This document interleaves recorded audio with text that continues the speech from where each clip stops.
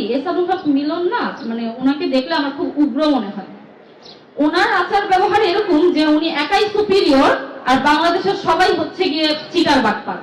But ওনার যেসব আচরণ সেগুলো আসলে খুবই উগ্রবাদী আচরণ। ওনার নিজের ল্যাঙ্গুয়েজ ঠিক করা উচিত আমি মনে করি।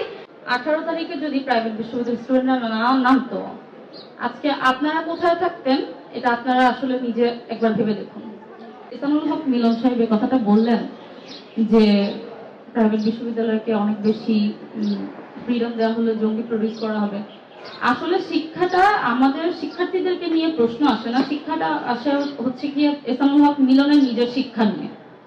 যে আপনার কি শিক্ষা যে আপনি এরকম টাইপের ওয়ার্ডস এবং এরকম টাইপের ল্যাঙ্গুয়েজ প্রাইভেট ইউনিভার্সিটির স্টুডেন্টদের ক্ষেত্রে ব্যবহার করেন।